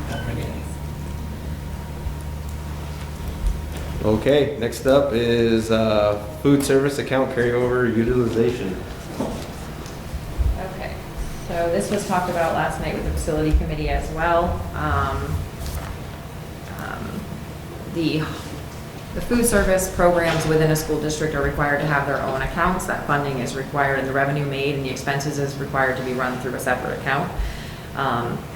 There are rules about how much of a carryover you can carry in those accounts. It can only, it cannot exceed 3 months of expenses, and every year we have to report a financial report school district wide on those expenses. Because of the program we were operating under and all of the community eating for free last year under summer food service program for the entire year through MVU, feeding more people, higher reimbursement rate, we have a much higher carryover in that account than we have ever had. As of June 30 of this last year, there was a net cash resource of $374,000 and some change. That is very unusual. But currently, that reimbursement rate is also higher, so I think we'll keep doing that for a limited period of time. But we need to spend, I had to write a corrective action plan to spend $75,517 of that money. Otherwise, we're not in compliance with the amount of carryover that we're allowed to have. So what we brought as a proposal yesterday after talking with the food service management companies and facility directors and administrators and making some priorities was a steam cooker for Missisquoi for the high school. There was a boiler inspection over a year ago that prompted a write-up, and there was a fairly large safety issue, that potential with that steam cooker that was, I think, from 1968. And so the proposal would be to purchase a new steam cooker for the building. It also would help the program, again, working with Nina and Tina from the Abbey, fine-tuning that so that we could have higher quality food. The cost of that is sorry, 61,000, I have too many pieces of paper.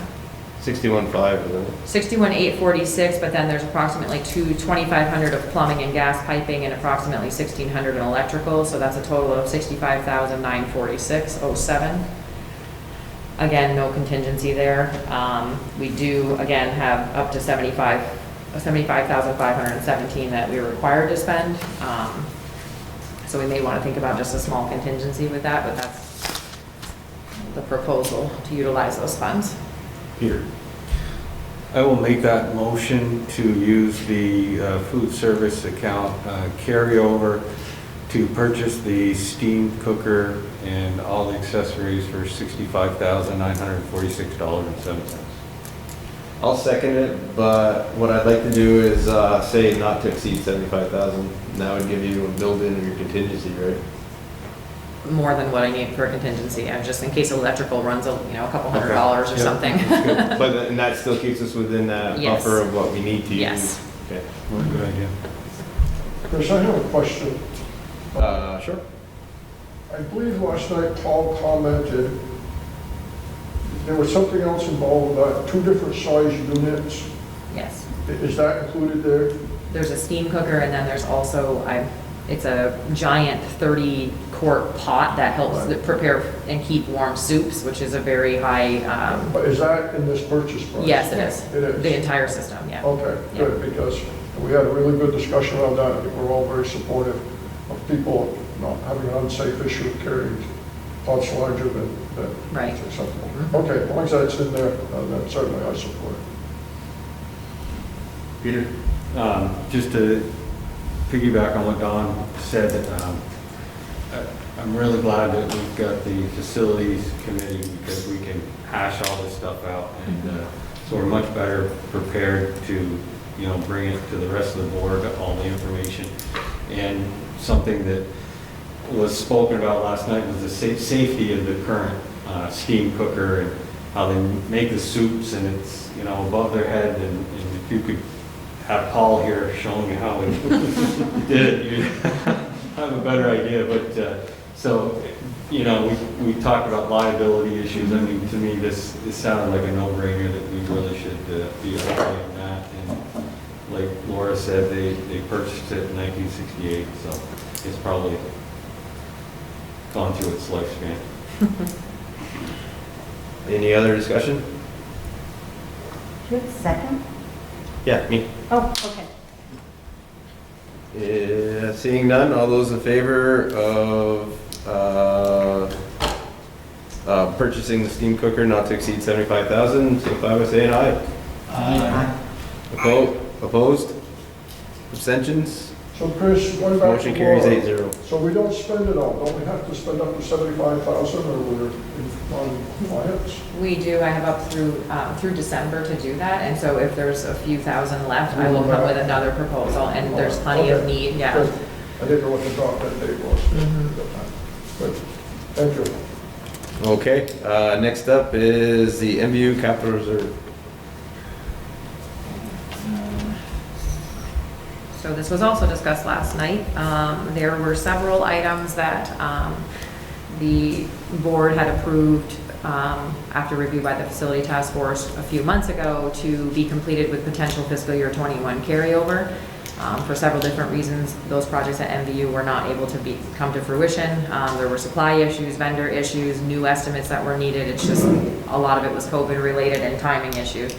And so in trying to still work with Paul to get those items completed, there is about $40,000 left in the MVU existing capital reserve that we could utilize to take care of those items now that the fiscal year 21 is over.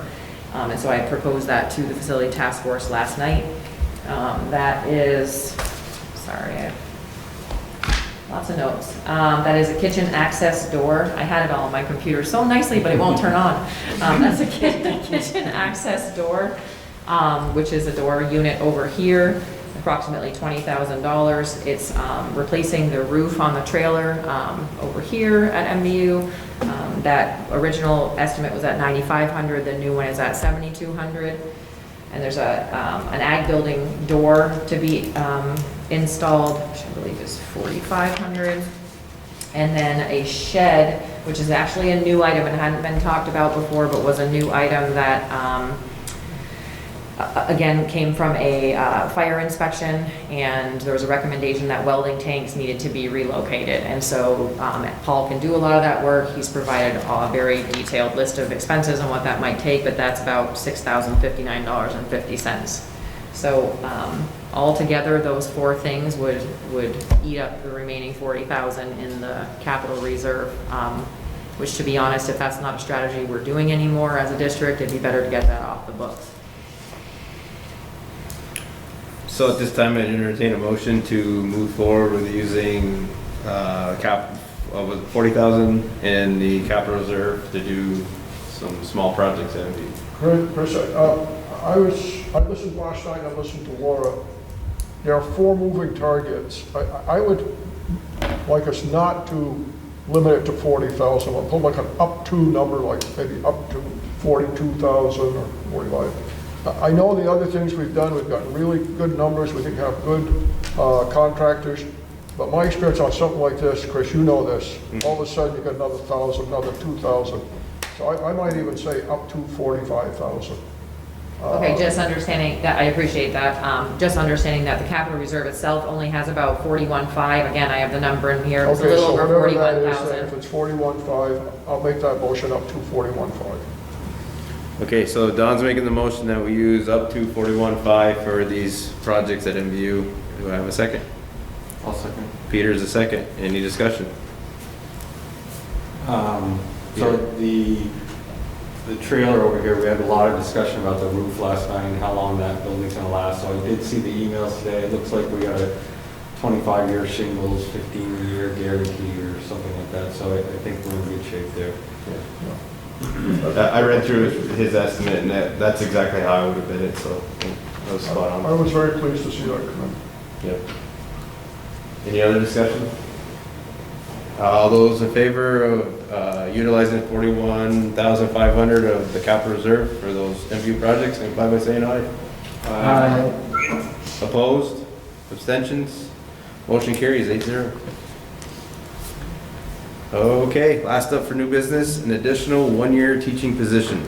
We have actually 2. These are both ESSER positions that have been posted in response to student needs, so that's why I say 1 year. I'm going to bring the individuals, hopefully we have individuals that I'll be bringing to you as new teacher hires, but I wanted to make sure the board, as these are going into our ESSER funding budget. We had, Yeshua laughed, I should have made him stay.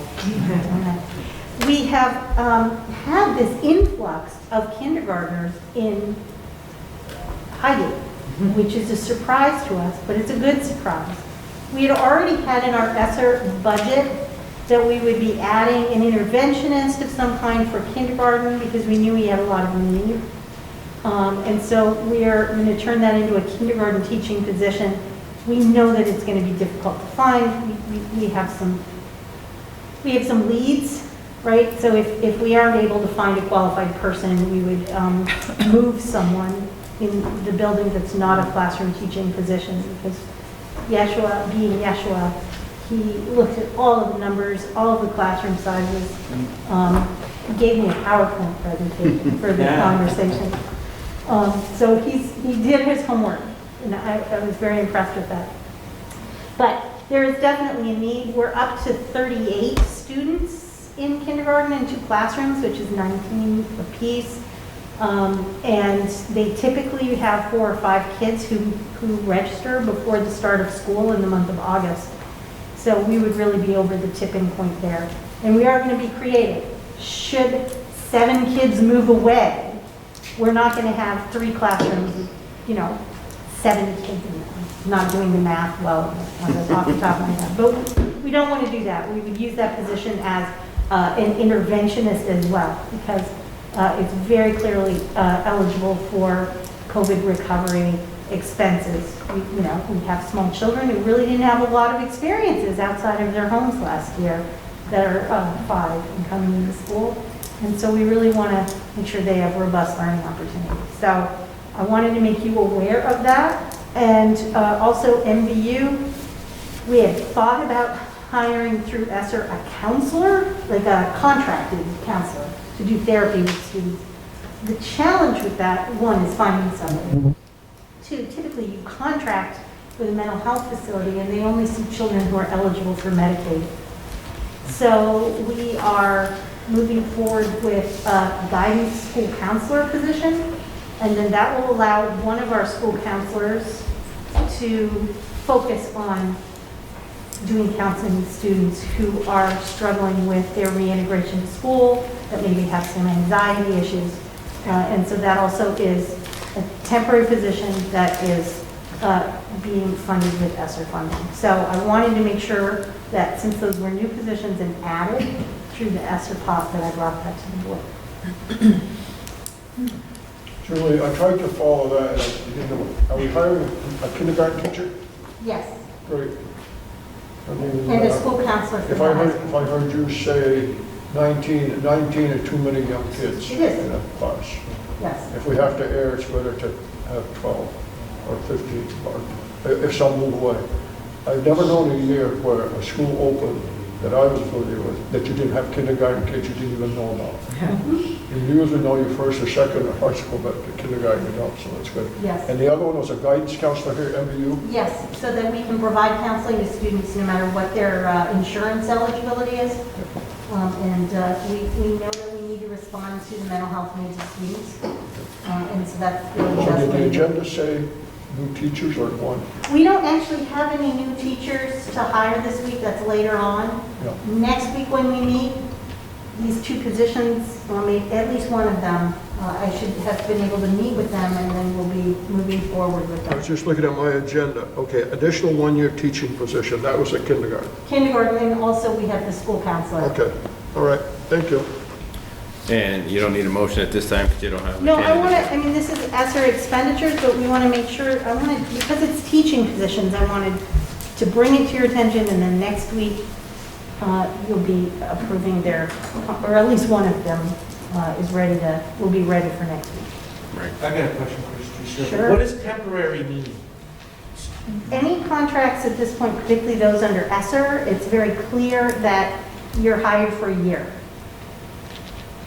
You know, we'll have ESSER money for 3 years, but we have to document how, for example, the school counseling position. Yeah. We will document the effectiveness of this. And if we don't need the position anymore, or it was not effective, they didn't meet, we're not meeting lots of students and making them successful in school, then the administrative team would probably say, you know what, we're going to invest the money somewhere else. I would expect that we would, if we're able to hire a good school counselor, we have a very veteran school counseling staff. It might make sense for us to look at the staffing patterns over the next several years, but the contracts that we're going to be signing this year will be for 1 year.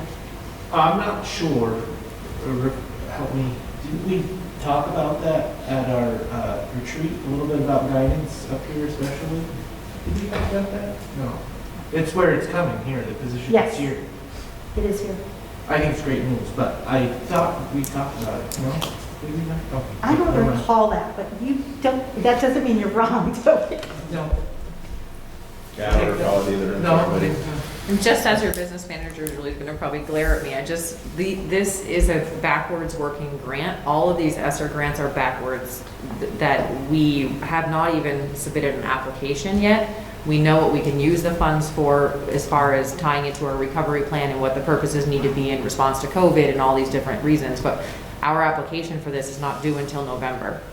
So we're building plans and budgets that yet won't be submitted until later on, which I just want the board to be aware Yep. of that scenario.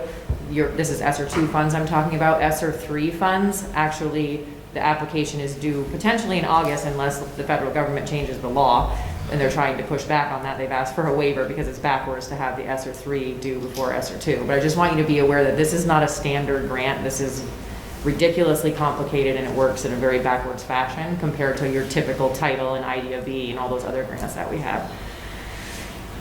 So that's why we make sure any position that we are hiring, it's clear that it's a temporary position, whether that's a support staff position we hire, or a long-term sub position we hire, or a tutor position, all of those are temporary. They Or also- we have an exit plan for that position. So, for example, we hired a homeschool coordinator person, and that's a non-union professional, not a teacher. You know, we expect that that position is something we're going to need. We're going to ensure that we make a plan so that we aren't stuck with this cliff of all this COVID expense. So we're really trying not to hire lots of people with this funding.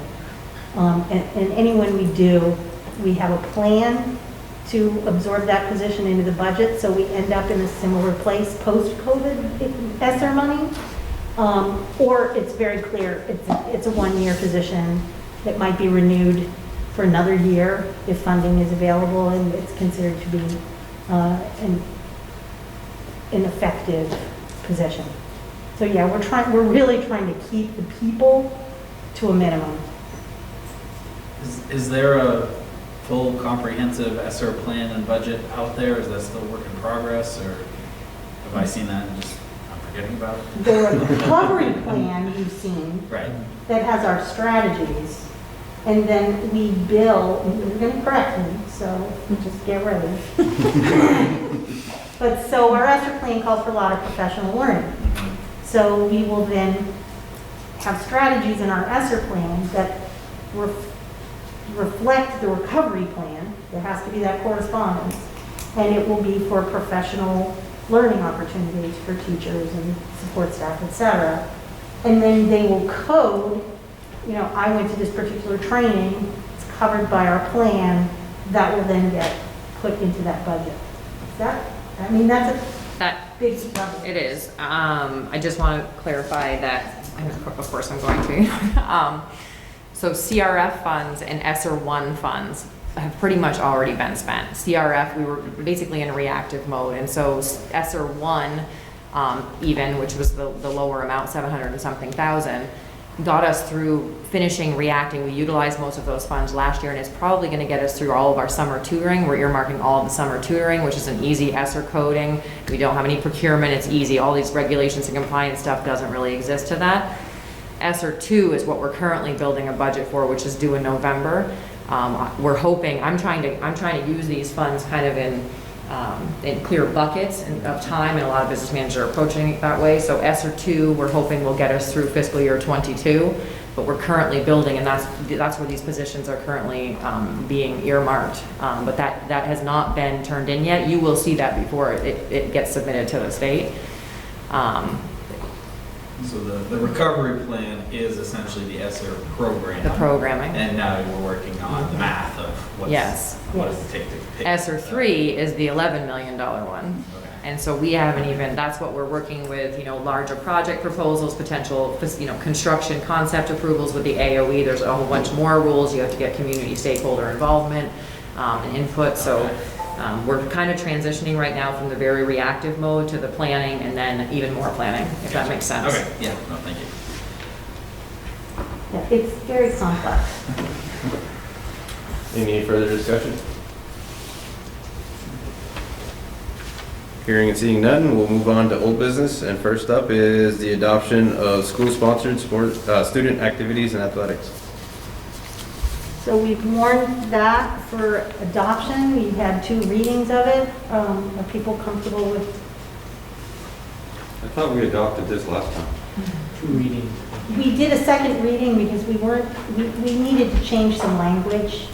Well, we made a motion, remember? Because Toby wasn't here, and I said, should we be approving this without Toby? And everybody said that We approved it for adoption, so it's to be we adopted. approved it for adoption. Yep. I thought there was going to be a reference Mr. Hardman said to NFHS, the National Federation of High Schools. I believe that you mentioned something to that effect, and I didn't see it in that. We didn't put that in there because the VPA follows those recommendations, Okay. so it was redundant. Okay. Is it too late to make any changes? What is it you'd like to change? It's minor, but I don't know if it might be an issue at some point. But on page 2, where it starts with, it is the intent of the board to provide an athletic program for students of both genders that meet the following criteria. The activities should. I'm proposing, because we say an athletic program for students, of taking out both genders, because genders is can be fluid at this point. So I'm wondering, we already covered by saying all students, and then if you look at the first bullet point, it says provide athletic facilities and opportunities for participation on an equitable basis regardless of gender. So I think we're covering what we want to say in that first bullet point, that we really don't need to say it in the paragraph above. Okay, I agree with that sentiment. I was thinking that as you were typing it and preparing it. I don't think it's not significantly changing the purpose of the policy. Right. So I would leave that to the board as to whether you're willing to adopt based on that change. I'd be willing to know. I would too. So I'd make the motion to accept it with that change. Peter's a first. Adopted with the change, so what's the change? All I'm doing is removing after students of both genders, so it's just going to read program for students that meet the following criteria. Oh, so I thought that's the opposite of what Julie just said, right? That's a different section, Toby, that she was reading. Okay, I'm confused. I understand what Peter just said there, so if that's the function, I understand. Yeah, I guess I didn't. Which paragraph are you in, now that we've got it up there?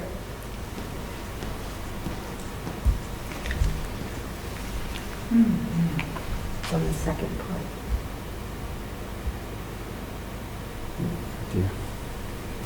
Yeah. That part right there.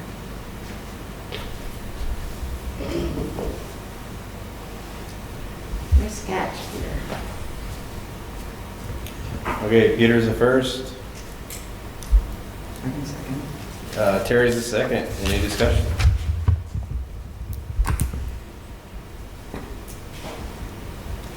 Hearing and seeing no discussion, all those in favor of accepting the school-sponsored student activities and athletics as adjusted, signify by saying aye. Aye. Opposed? Abstentions? Motion carries 8-0. Okay, next up under old business is check warrants. Would you like me to read them or will somebody else? Please, Steve. Steve's not here, so can't do it. Yeah, I have a hard copy too, that might help you. I did have a question about this. It's this whole virtual versus in-person thing. We used to have the entire board or majority thereof sign this document, but really because it's reflected in your minutes, I don't think that's necessary, and we've kind of transitioned that way anyway. So I guess I'm just asking, would that be okay if I omit these lines and we just start reflecting the minutes? The auditors do ask me for both when they review these, or would you prefer to sign? It doesn't make any difference to me. I don't remember signing with them in quite a while. Not since it's virtual, I mark virtual and I attach minutes saying that you've approved. So what will the auditor say if we no longer sign that? I think they'll be fine with it if we continue with that practice and I attach the minutes. I would never want to do something like that without making it very clear that we're going, we're changing our practice a little bit. The only practice we're changing is just omiting the line where we sign at the meeting. Other than that, we still have the finance committee. Still coming to you, and it'll be reflected in the minutes every month. I'm fine with that. Everybody else? Okay. I can read them. For July, we have accounts payable of $662,330.74. Payroll checks, $37,874.76. Payroll, other disbursements, $1,594,951.21. Payroll deductions, $872,761.47, for a total of $3,167,918.18. At this time, I'd entertain a motion to accept check warrants as read. I made that motion. Terry's the first. I'll second that, Chris. Don's the second. Any discussion? Hearing none, all those in favor of accepting check warrants as read, signify by saying aye. Aye. Opposed? Abstentions? Motion carries 8-0. And this didn't make it on the agenda, but it's just an informational piece anyway, and it's regarding the treasurer going on vacation, which I think our board chair is aware of. Georgette Roddy, the treasurer, is going on vacation the week of the 16th, and she won't be able to sign checks that week. Based on the authority of the board, I have signatory authority to sign those checks while she's gone, and I have signatory authority in the bank account. So I'd like to just make you aware that I will be signing checks after the approval of the finance committee the week of the 16th when she's on vacation. No problems with that? Okay. Thought we were gonna shut the district. Sorry. Thought we were gonna have to shut the district. We will keep them out. She was worried about that. So will that check be a collectible in years to come? I'm sorry. Yeah.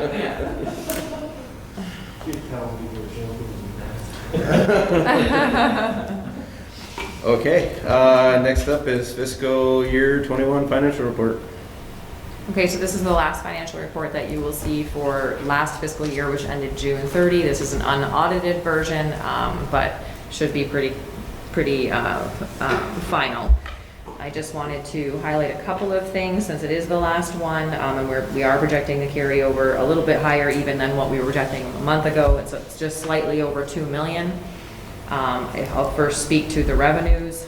If you look about 3/4 of the way down the top page, you'll see special aid revenue anticipated and what was actually received. If you look at the variance, you'll notice that what we actually received was down over $1 million, almost $1.5 million.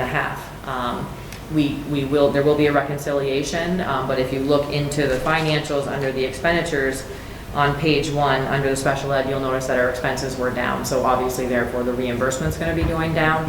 I do anticipate we will get probably a couple $100,000 in a reconciliation, but they will not be received until next year. Given the way that the state of Vermont is now calculating that with Brad James at the AOE, I don't want to guess at what that might be. Also, if you look a little bit further past that, under Medicaid funds, I just wanted to remind you that we are for this year not utilizing a lot of the Medicaid funds. It's one of the most flexible revenue sources that we have to utilize. And so given the position that we're in where our expenses were down and we have a lot of extra federal funding, I talked to Julie, I think I've mentioned this before to you, that we were just sort of going to put those to the side so that when we do have that fiscal cliff from federal funding, we have some help. This will not solve the problem, but it's better than nothing. We did utilize those funds, however, to offset the portion of after-school programming that we were anticipating to offset. So then looking at expenses, expenses were down about $3.7 million. That does sound like a huge number, but that was given the COVID situation, moving to remote, immediately stopping spending when the pandemic happened. If you look at the areas of instruction, special ed, and operation of the building, that's primarily where you'll see those larger numbers. We stopped all projects, we stopped spending supplies, consumables, equipment, and so, you know, I think we positioned ourselves well. I think school was supported and people had what they needed, and then we shifted to using coronavirus relief funding as an additional revenue source. So I just wanted to take a minute just to remind people listening that this is not typical, but this is where we were this year because we were efficient and reacting to COVID. If anybody has any questions, next time you will see the first version of fiscal year 22. Devin? On the special ed, is that $1.5 million difference just the new rules on what can be classified as special ed, or is that reduced services because people were offsite or? It's really not. It's a lot of reduced, there were contract expenses. There were a lot of, in particular, para costs shifted from, a portion of para costs that shifted to gen ed versus special ed. We have positioned ourselves slightly for the change in the special ed funding formula, really ridiculing what we're charging to special ed, even with, even more so than usual, but that hasn't really hit yet. So are we, I guess I'm looking forward to fiscal year 22, thinking about our budget relative to this. Do we have a risk there of coming up short again, or do you think the operations kind of get us back to where we expected to be? Well, we anticipate revenue as we're building the budget, and as far as the tax rate calculation on those expenses and the reimbursement rate that the AOE gives us. Special ed is fluid. I mean, we do the best that we can. I guess instructionally, that would be a Julie question, but it's, we did the same calculation that we do every year. This year was definitely an anomaly because of COVID. But sometimes special ed expenses can shift $1 million+ in a year. So it's it's very difficult when you're building a service plan a year and a half in advance to try to guess. Does that answer your question?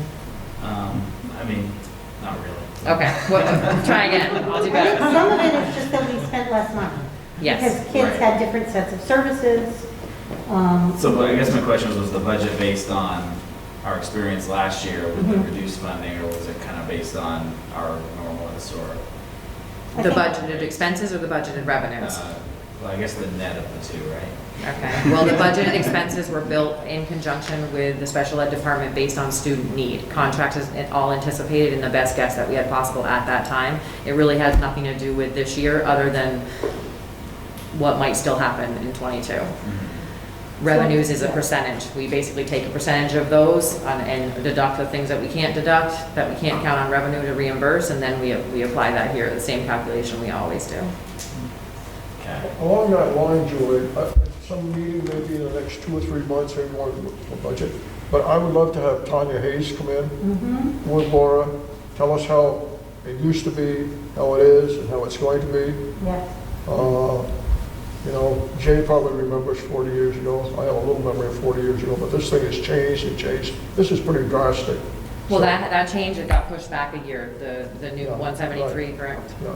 Yes. 173. Yeah. But I think it's, we've been preparing our staff and our teachers and the way we instruct, and we keep talking about how we build our layers of supports for students so that we're not just saying, oh, special ed will take care of it, because we are moving away from a reimbursement model into here's your block grant of money that you're going to get to spend.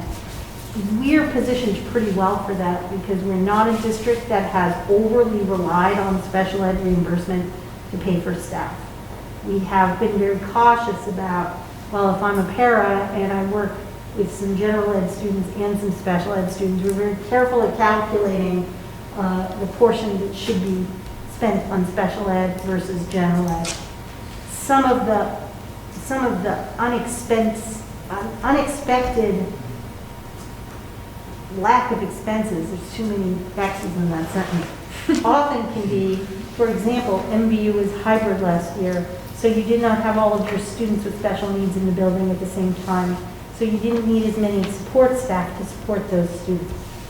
So when there were some vacancies we didn't need to refill, so there were some savings there. A student or two may not have gone to a program that was expected because they moved away or they didn't need that program anymore. So some of those things add up, and then of course the revenue reflects that. But yes, we do need to, I think, have a good presentation to the board and the community, particularly the community gone, because I think there's a misconception of, oh, I'm on an IP, that means I get something. And special ed is a pot of money, and oh, you'll get reimbursed for that, right?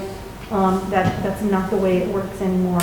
And it hasn't led to good outcomes for students, so it's a good thing. It's just going to take adjusting, but we are pretty well positioned for it not to be whiplash for us. It's one of these multi-year things, and once we get a better handle on the board, because somebody's going to look at it 3 years from now and go, what did they do? How did they follow this up? Well, it wasn't locally that we followed it up. So anyway, it's just, I can keep it till we get to agenda items, but Well, I'll just take a note of that and put it down now.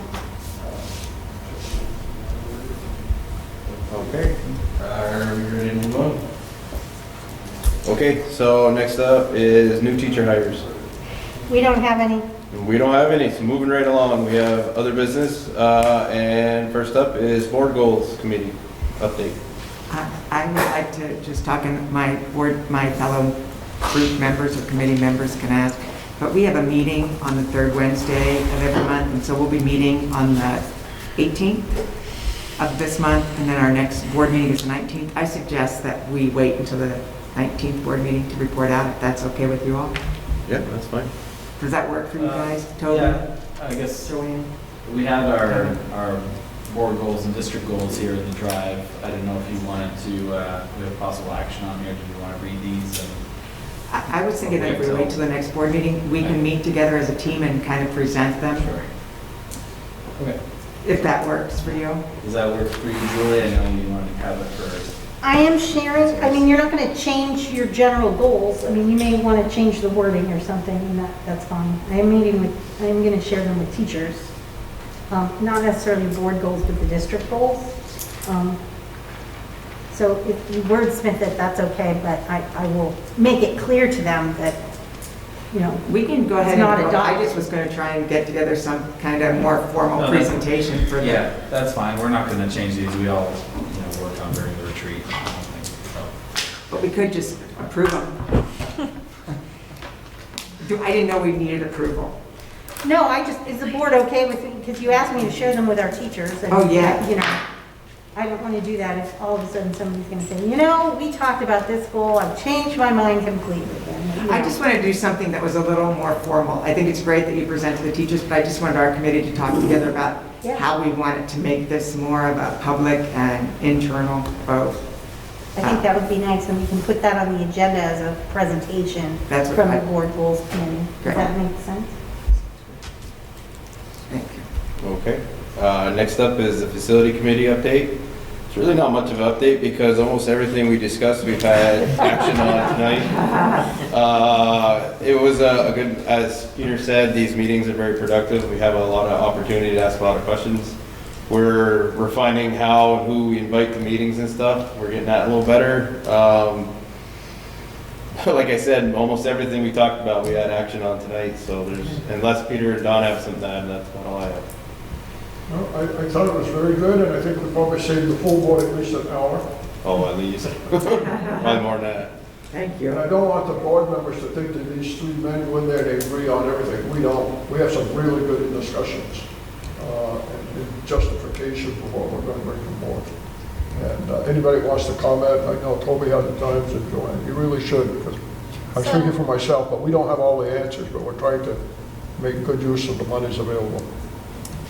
I went on, and I was just saying this to Julie, I went on last night and I stayed on for about 30 minutes, but I couldn't hear you, Dawn. What's that? And I couldn't hear you because I was on from home. I was just, watching the Zoom, the call.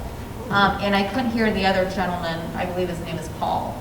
So I was like, okay, I'm not just gonna watch them because I can see they're talking, but I just couldn't really make out what was going on. So Yeah, I guess I would have to come. That's Really, something that we definitely need to have a couple more discussions. Julie and I have talked, and Laura, we've talked a lot about how to work this hybrid. Yeah. This is kind of our next generation of trying. Right.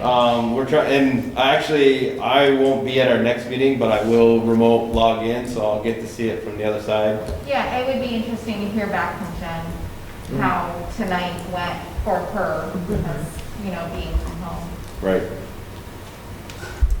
There she is. And there she is. I know that this is the first meeting where we're having the microphones and the camera. We're going to work with Robert on what microphones we can use for committee meetings, because we don't really want to televise those necessarily. And the setting too is huge, because we're in this big space, it's harder to hear. And maybe, we held some of those committee meetings in the central office conference room, because I think it's less echoey and people might be able to hear better. This room is one of the worst rooms for background noise, because I sat back there last night, I had to move because I couldn't hear anybody. And I'm sorry, Joanne, if I didn't notice. We had the screen, I was trying to pay attention, but the screen was pointed one way and And I could hear you great. Okay. Like, if you would have talked through the whole thing, I would have understood, you know, I felt like I did. I had no problem understanding you. Okay. The only other thing that I want to say again, sorry, I talk a lot, is that I just want to make everyone aware that the performance contracting process is still happening. Oh, So yeah, there's been, absolutely. we did explain to the facility task force that we had another meeting and we shared the notes and everything, so I just wanted to make sure that was understood. Yeah, that's still in the very beginning steps. We have a long way to go with that. Okay, next on the agenda is future agenda items. Don already suggested having Tanya Hayes come in, do an update for special education programs. Is there any other Well, we'll have future? a board goals presentation. Well, yeah, okay. Well, that's usually on the agenda, but. Chris, when we had the little reception for Pierrette and Julie Rivers, I had an opportunity to speak with the fine person that we hired last year to do Open Doors. Is it Open Doors? Is that the name of it? After school program? Beth Ann, yes. Yeah. I would like to have her come back sometime before we build the budget. I always say build the budget because I know once we get into budget, we don't want to hear from anybody other than the people with numbers. But she's been here a year. I know it's been a challenging year with COVID, but summer programs, just like get an update, what the thoughts are for the future. And if nobody else is interested, I'll make an appointment through you to her, talk to her. No, I already sort of have an outline of presentations from different departments, and I think the after-school program, doing it early in the fall, it allows us to talk about what the enrollment was like over the summer, and then what it's looking like in the fall program. So, yeah, I think that's important to get those reports I out. just think with budgets and availability of funds and everything, that's, we know we're gonna have a math program, we know we're gonna have second grade, but, what's this program doing? How can we enhance it? What kind of funding do we need to make it really work? Just be interested in knowing. Peter? Wondering if, I know with another local district that is contemplating the SRO program. I know, I'm not saying it's any kind of issue here, but will we be having a presentation on that in future meetings?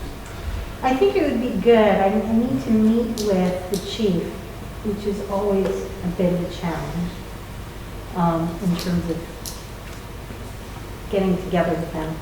But we do have a new SRO that is working here at MVU, and so I think it would be important for the board to meet that officer and see how things are going and what the transition is like.